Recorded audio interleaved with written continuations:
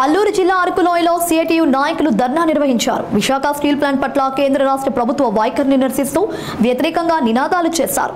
ఈ సందర్భంగా సిఐటియు జిల్లా ప్రధాన కార్యదర్శి ఉమామహేశ్వరరావు మాట్లాడుతూ స్టీల్ ప్లాంట్ పరిస్థితి మరింత ఆందోళనకరంగా మారిందని ఆవేదన వ్యక్తం చేశారు.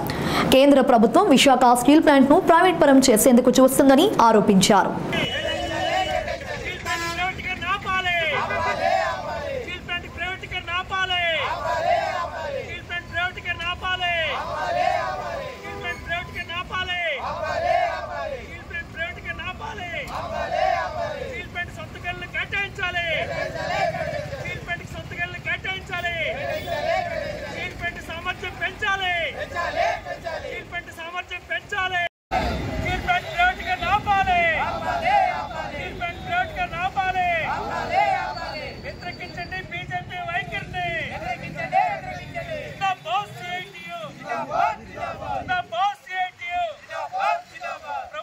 సొంత గనులు కేటాయించాలని, స్టీల్ ప్లాంట్ సామర్థ్యాన్ని పెంచాలని, స్టీల్ ప్లాంట్ ప్రైవేటీకరణ ఆలోచనని కేంద్ర ప్రభుత్వం విరమించుకోవాలని చెప్పి ఈరోజు రాష్ట్ర వ్యాప్తంగా అన్ని కార్మిక సంఘాలు, రైతు సంఘాల ఆధ్వర్యంలో రాష్ట్ర వ్యాప్తంగా ఈరోజు రాష్ట్ర రోకో కార్యక్రమం, నిరసన కార్యక్రమం జరుగుతుంది.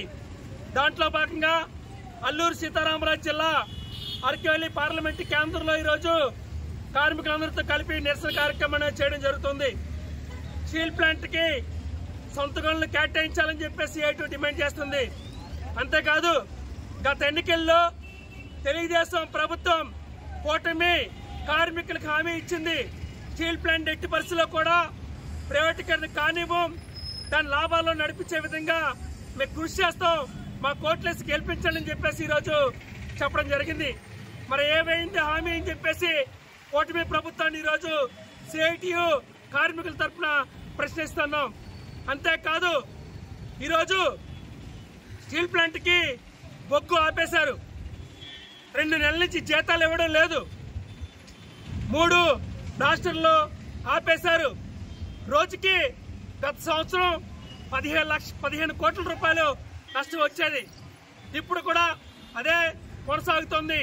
కావాలనే కేంద్రంలో బీజేపీ ప్రభుత్వం స్టీల్ ప్లాంట్ ని నష్టాలు తీసుకొచ్చి ఇది కార్పొరేట్లకు ఆదాయానికి అమ్మాలని చెప్పేసి ప్రయత్నం చేస్తున్నారు. గత సంవత్సరం నుంచి కూడా ఈ ఉద్యమం కొనసాగుతోంది. ఎట్టి పరిస్థితుల్లో కూడా స్టీల్ ప్లాంట్ ని ప్రైవేటీకరణ కాకుండా అడ్డుకుంటామని చెప్పేసి ఈరోజు సిఐటిగా కేంద్ర ప్రభుత్వానికి హెచ్చరిక చేస్తున్నాం.